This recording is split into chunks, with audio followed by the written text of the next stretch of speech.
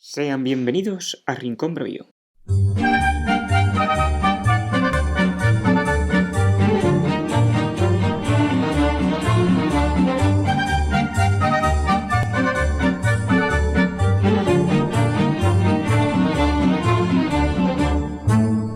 Hoy charlamos con un trotamundos, un periodista que durante muchos años se jugó el tipo cubriendo distintos conflictos armados y que más tarde lo hizo en los platos de televisión.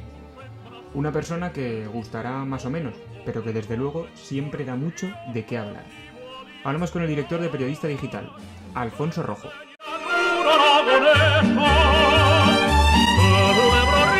Una primera pregunta que hacemos a todos los que pasan por aquí es que si te encontrases ante un auditorio que te desconociese por completo, ¿cuál sería tu carta de presentación? Pues presentarme, soy Alfonso Rojo, soy periodista, he hecho esto y esto. Y casi siempre hago eso. Es decir, después de muchos años dando vueltas por el mundo, tumbos, que estuve muchísimos años, como medida de prudencia para que no te quedes con la mano tendida o colgado de la brocha, siempre es importante presentarte. Pues yo me presentaría, pues soy Alfonso Rojo, soy periodista, he estado durante 30 años dedicado a lo que es el reporterismo de guerra en cuerpo y alma, a ir dando tumbos por el mundo de desastre en desastre, siempre creado por los seres humanos, y ahora dirijo un medio en internet importante que se llama Periodista Digital, al que me dedico en cuerpo y alma. Es decir, no he dedicado mis ahorros, mis dineros, mis cosas a comprarme un piso o un apartamento en Torrevieja, sino lo he invertido en un medio en internet. Yo creo que mucha gente de la que te insulta a diario, sobre todo por Twitter, que aunque no sea una muestra importante de la sociedad, pues algo es, desconoce por completo lo que has hecho y hablan de ti como si fueras un juntaletras. ¿Crees que la gente conoce tu trayectoria?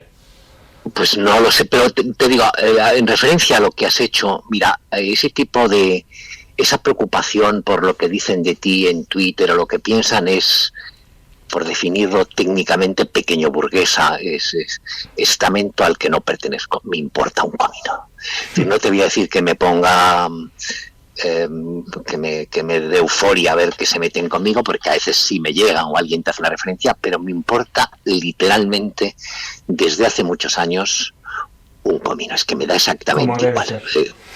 O sea, pero totalmente, si suena muy pretencioso, pero es que no corresponde a lo que es ni mi perfil personal, ni mi origen social, ni mi formación, es que me da igual.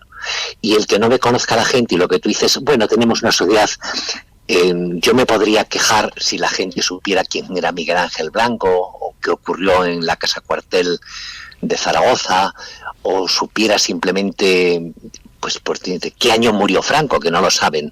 Entonces, si cuando en una sociedad en la que la mayor parte de la población, o una parte sustancial de la población, no solo la más joven, pero incluida la más joven, no sabe por qué mataron a Miguel Ángel Blanco, o qué gemelas murieron en Zaragoza, y que entienda y que dé por buenas las mentiras de los que pactan con ellos, a mí que no sepan quién es Alfonso Rojo, como comprenderás, no me puede ni debe preocupar.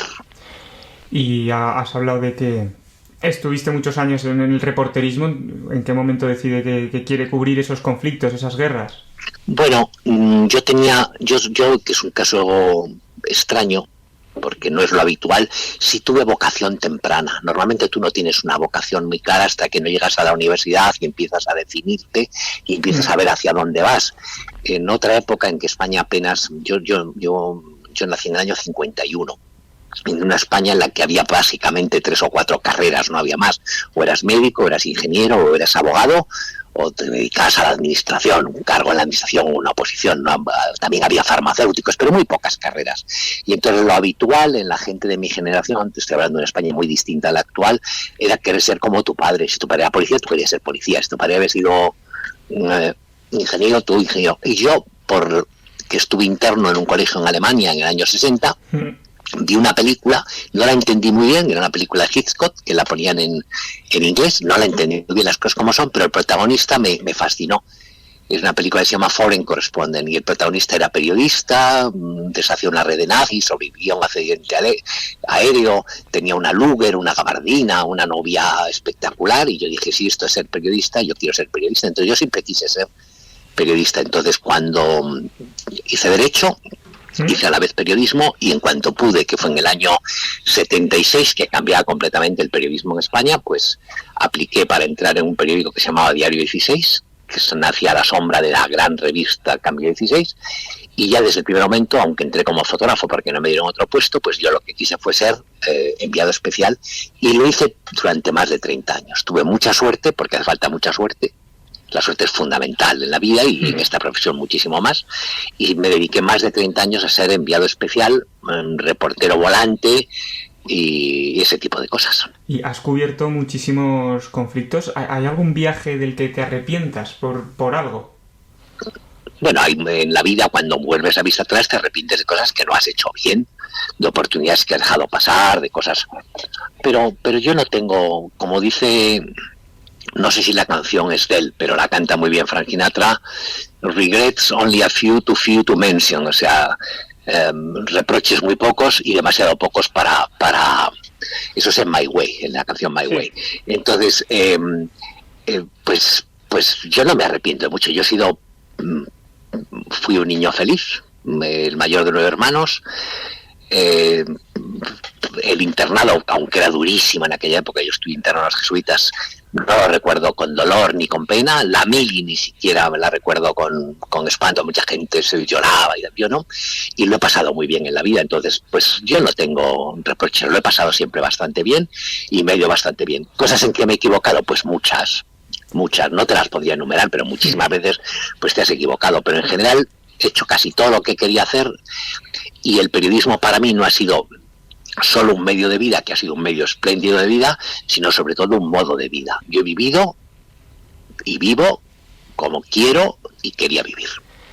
Conoce bien el conflicto de Yugoslavia derivado de nacionalismos separatistas. En España ya... Bueno, el efecto, vamos a ver, es una cosa que a veces no se entiende muy bien desde España. O sea, no se entiende muy bien... O sea, no se entiende el efecto pernicioso del nacionalismo identitario. No se entiende hasta dónde te puede llevar. Por ahí va, sí. Y Yugoslavia, sin ningún género de dudas, aunque la tendencia ha sido a simplificar y a culpar a los serbios y a los otros, o a la intervención de Alemania, o a las herencias históricas, o a los problemas de las religiones, es fundamentalmente la consecuencia, lo que tapiza de cadáveres los Balcanes, es la aplicación irredenta y a fondo de lo que es el nacionalismo identitario, separatista, que en España podría terminar ocurriendo. Es decir, no se puede descartar, aunque si lo dices te miran mal. Es decir, pero si uno ve, la gente no tiene memoria, y los españoles muy poco, y es un país con muy poca visión internacional, pero Yugoslavia era el país modelo de... Vamos a ver, del otro lado, no estaba al otro lado del muro, del telón de acero, estaba en el medio del telón de acero. Pero en los años 60, incluso en los 70, el país modelo, el que parecía a copiar por algunos, y el que estaba en la conferencia de Bandung, y el que aparecía en todos los sitios, era Yugoslavia. Y vivimos en lo que ha terminado y en lo que está, y sigue sin resolverse. Bosnia-Herzegovina está sin resolverse el problema, y tardará en resolverse, y a lo mejor no se resuelve nunca. Entonces, que si en España se podría dar lo mismo, pues más complicado, porque no hay los elementos objetivos que había allí, las milicias, las cosas como eran, la difusión de las armas, pero podría darse. Es decir, una sociedad como la catalana, por elucubrar que el 50% está a un lado y el otro 50% al otro, exacto.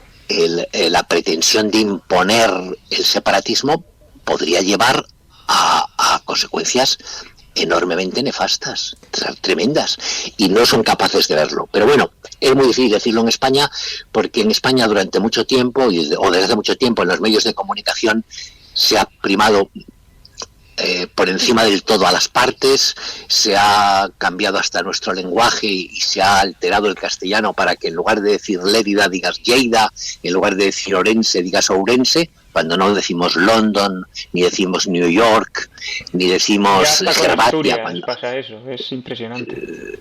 Sí, y no decimos Gervatia cuando hablamos de Croacia, ni decimos Siferia cuando hablamos de Albania, decimos Albania porque en español, en castellano, se dice Albania. Y porque es una sociedad desgraciadamente, pues yo le tuve siempre, pues me gustó mucho mi país, quizás porque viajé mucho y en el recuerdo y en los viajes tiendes a idealizar las cosas y la historia, pero es un país de segunda división, con gente de segunda división. Aquí se impuso entre los medios de comunicación, en lugar de decir Pekín, decir Beijing, y si miran los periódicos, la mitad escriben Beijing. Y digo yo, bueno, ¿y esta soplapollez de dónde viene? Yo nunca he visto a nadie que diga, la señora salía del casino con un perro beijinés. No, sale con un perro pequinés. Y 55 días en Pekín, era la película 55 días en Pekín, pero ahora se dice Beijing, te dicen Lleida, Terrassa lo escriben con 6 S.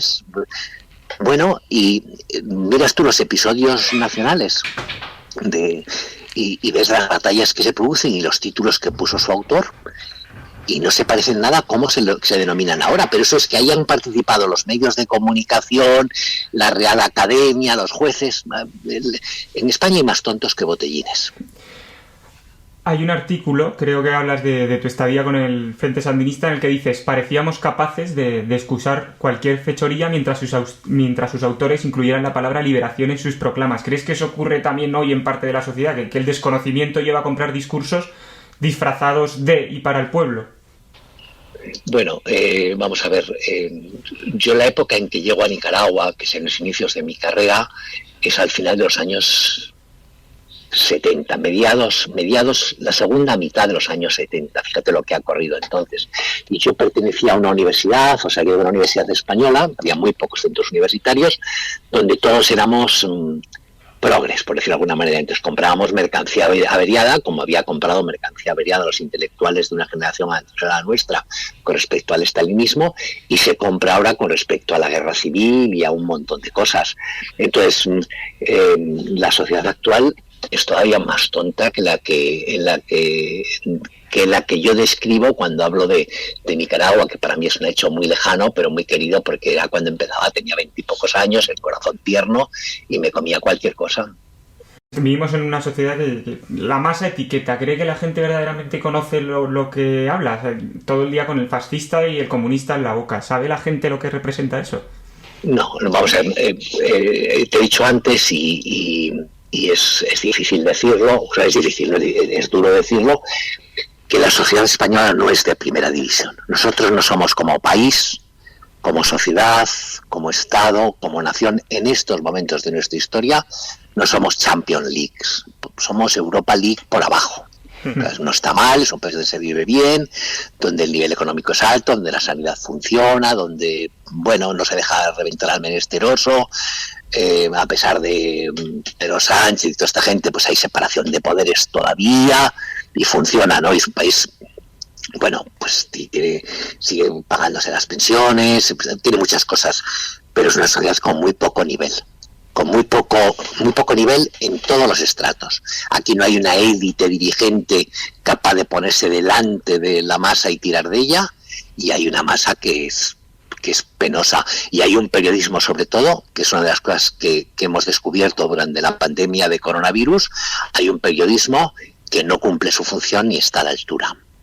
El periodismo español es esencialmente malo y sumiso. Precisamente eso le quería preguntar. ¿Se siente más a gusto ahora o antes con la profesión? Yo, bueno, cuando yo era reportero de guerra y vivía por el mundo, lo pasé extraordinariamente bien. Es feo decirlo, que uno va a la guerra y lo pasa bien, pero yo lo pasé extraordinariamente bien. No me imagino una forma de vivir tan apasionante, divertida, entretenida y emocionante como la que tuve yo durante tantos años. Esto es completamente distinto. Ahora tengo muchos más años, dirijo una empresa, tengo que pagar el IVA, el IBI, me cuesta un montón. Hombre, cuando quizás la edad también influye, que uno tiende a mirar hacia atrás y recordar los años en que tenías 20, 30, 40 años, pues no con nostalgia, pero fue divertidísimo. Mis amigos son de esa época, mi mejor amigo viene de esa época y todas estas cosas. Pues ahora hago otra vida distinta, pues hago otro tipo de trabajo distinto, apasionante, porque el periodismo en Internet sigue siendo apasionante y la batalla que tenemos delante ahora es muy fuerte, pero no son cosas comparables, son etapas distintas. Ahora, más divertido, más apasionante que los 2 meses que pasé metido en en Grozny, la capital de Chechenia, saliendo por la nieve, comiendo caviar de contrabando. Pues me cuesta verlo, o en las entradas en Afganistán. Me cuesta imaginar cosas más apasionantes que esas. ¿Cómo se explica usted que llamar fascineroso a alguien tenga más coste que lanzar proclamas a favor de la banda terrorista ETA? Bueno, porque España es así, y los jueces son sensibles a la presión social. Pues yo lo digo a veces, es decir, si uno busca en Internet y busca mi nombre y en Google, que por cierto sería importante que surgiera alguna otra cosa para que no hubiera ese monopolio asfixiante que ejercen sobre nosotros en el caso de Google. Yo estoy esperando que Apple o alguien ponga alguna alternativa a esto, porque al final estamos en manos de una multinacional lejana prácticamente para todo. Pero es que España es así. En España, por ejemplo, yo, cuando me preguntan a veces, dice, ¿usted llamó gordita a no sé, a Ada Colau? Pues yo no fui quien azotó hasta sangrar a Mariló. Yo no me traje $500,000 de euros. Siempre tengo que aclarar a la gente.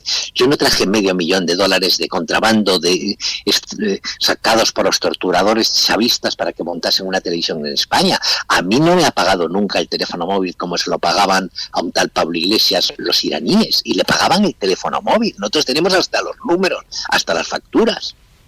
Entonces, le pagaron durante mucho tiempo. Entonces, yo no he acusado a nadie de abusos sexuales falsamente, como acaban de hacer con un abogado que tenían que se llamaba Calvente o algo así. Sí. O sea, yo no me he abrazado a los asesinos de ETA como hizo Évole, como se abrazó y no podría, entre otras cosas porque alguno de los hijos de las víctimas es íntimo amigo mío, pues Rubén Mújica. Y yo me pongo el dolor de Rubén, no me puedo poner en la alegría del verdugo. Entonces, pero España es así, España, y es a lo que voy. En España, es decir, no hay ninguna sensación de una élite, es decir, un partido como el PSOE gigantesco, como ha sido el PP, como esos grandes partidos, lo que hacen al final son empresas de colocación. Los periodistas que están en las tertulias viven de las peonadas y adaptan su discurso en su inmensa mayoría, no todos, al discurso correcto para poder seguir cobrando esa peonada, miserable por cierto, pero la cobran, con eso viven, pagan las cosas, hacen la compra, se van de vacaciones a Fuengirola o a yo que sé, a donde sea, yo que sé. Y ahora que has hablado de las tertulias, ¿echas de menos la televisión? ¿O es mejor vivir libremente? No, vamos a ver, es una actividad que tiene una enorme influencia porque gran parte de la sociedad española vive de eso. No veo tertulias ni veo televisión, ni las veo, sobre todo desde que en unos sitios fui excluido y de otros he decidido no volver a ir.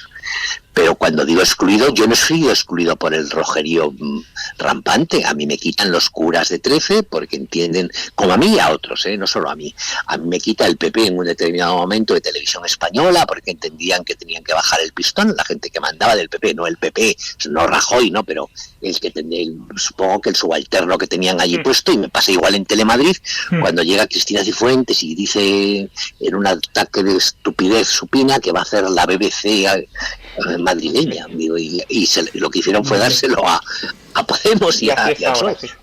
Sí, y entonces, bueno, pero que si he hecho falta las tertulias. Y así está ahora, sí. Pues tienen su influencia, me ayudarían en Internet, en el trabajo que hago, me ayudarían a potenciar más periodista digital, pero estoy en otra actividad, estoy volcado en cuerpo y alma a una empresa que tiene 20 trabajadores y que cuesta mucho sacar adelante cada mes. ¿Qué cree que tiene más culpa de que España esté como está? ¿El 11M o el 15M? Ambas cosas, ¿no? La reacción de la sociedad española a los atentados, la reacción de la sociedad española, no solo la forma como votó, de los medios y de culpar no a los verdaderos culpables sino a otros, demuestra poca altura moral. Es decir, el encogimiento, si no hacemos nada no nos harán nada. ¿Me entiendes? Si nos callamos y tragamos no nos harán nada. Es una reacción muy española, muy cobarde, que eso retrata a la sociedad española. Y no es el 15M. En España hay un proceso constante y persistente durante décadas. Influye el sistema de las autonomías que potencia más la periferia que el centro, un sistema educativo que olvida materias troncales que serían fundamentales como la historia. Es decir, si tú miras los programas escolares, bueno, ni siquiera hay que mirar los programas escolares. Si uno mira los estatutos de autonomía, hay una cantidad de gilipolleces en estatutos de autonomía hechos por partidos de izquierdas y partidos de derechas que da vergüenza ajena. En el de Castilla y León, por ejemplo, hay una referencia a Tapuerca que no sé qué coño. Al final, este es un país bastante, yo creo, bastante inculto, bastante corto, muy poco leído. Sí, desde luego. Sí, eso. Y nada más. Y entonces, bueno, pues no sé quién tiene la culpa. Yo creo que es una sociedad mucho más rica de lo que fue.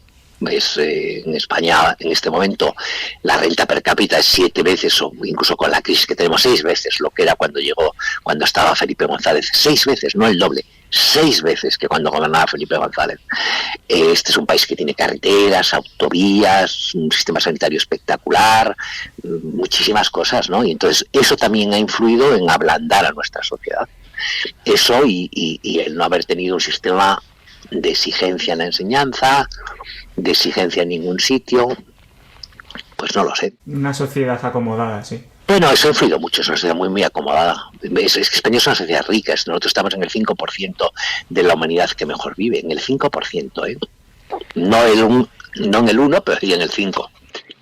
Rara vez le hemos visto casarse con ningún político, pero ¿hay alguno del panorama actual en el que guarde esperanza como ciudadano, no como periodista?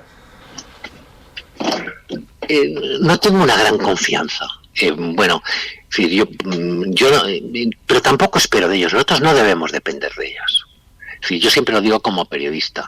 Lo que te hace libre es ganar el dinero suficiente para no tener que depender de alguien del IBEX o de un partido político, de una subvención o de una campaña específica. Y ahí es donde está nuestra batalla.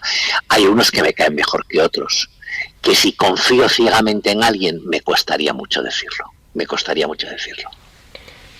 sea, no soy capaz de buscar un nombre. Hay gente mejor que otra, pero vamos, a la gente hay que verla en los momentos duros y cuando tiene que navegar. Sí. Decepciones grandes, pues no voy a decir que a mí, por ejemplo, Pedro Sánchez me haya decepcionado. Me ha sorprendido cómo ese partido, que antaño fue un partido troncal en la vida política española, que era el PSOE, se ha convertido en una especie de agencia de colocación donde todos son culpables. Es decir, hay las mentiras de Bono, que ha salido millonario de la política, las mentiras de Paje, que cuando vienen estos momentos miente más que habla, pero a la hora de la verdad se pliega para conservar el puesto. Igual que ellos, pues todos los demás. Dices, bueno, pues me cuesta encontrar un político que yo pudiera colocar en el pabellón de mis héroes. Winston Churchill. ¿Usted qué opina de las conspiranoias de la pandemia? Pues alguno de mis hijos, sobre todo mi hija Bárbara, siempre me está contando cosas que le dicen y cómo lo mantienen. Yo no lo veo. Yo sí creo que China tiene una responsabilidad y tendría que hacer frente a ella, y que no se ha aclarado nunca por intereses cruzados de la OMS, de la Organización Mundial de la Salud, que tiene intereses espurios ahí, el poderío de China, pero China tiene una responsabilidad en esto más que evidente. Y después yo no veo conspiraciones en el caso español, por ejemplo, sobre todo veo ineptitudes. No. El comportamiento, el momento tan malo en el que estamos y al que nos dirigimos es el cóctel letal que forman la ineptitud gubernamental, la ineptitud del gobierno PSOE-Podemos y un virus feroz. Pero he visto otros gobernantes extranjeros que han cometido errores tremendos también. ¿Y se no lo sé. Vamos a ver, yo he pasado el coronavirus y no tengo... y he superado. ¿Se pondrá la vacuna? Prácticamente sin bueno, síntomas muy poco, muy breve y muy rápido. Entonces, yo creo que cuando me toque a mí, a pesar de mi edad, que me tocaría antes que otra gente, va a estar suficientemente testada. Que si ahora me dicen que si me la pongo mañana, no. Mañana no. Normal. Sabemos que está usted muy ocupado, pero ¿está escribiendo actualmente algún libro? No, yo sé que Dios no me llamó. Durante un tiempo yo he publicado creo que 11 libros, de ellos algunos o bastantes dedicados al periodismo y de hechos periodísticos, alguno bastante bueno, en Bagdad y alguno traducido a varios idiomas, y a partir de determinado momento decidí hacer novelas, porque siempre quieres algo más importante que que este periodismo que se acaba de un día para otro, una cosa permanente y tal. Y ahora ya hace tiempo que llegué a la conclusión de que Dios no me había llamado por el camino de la literatura, ni a mí ni a muchos otros que publican, pero bueno, pues no me llamo por el camino de la literatura y no voy a escribir más libros. Tengo a cada uno de mis hijos le he dedicado uno y ya no voy a tener más hijos. Pues he de decirle que tengo un amigo muy de izquierdas al que le gusta leerle. Bueno, pues será como yo, será un radical. Yo no soy ni de derechas ni de izquierdas en ese sentido. Yo lo que creo es que hay que ir a la raíz de las cosas, a lo importante. Y lo importante es no matar, lo importante es no hacer daño, lo importante es no ser cruel, lo importante es ser solidario, lo importante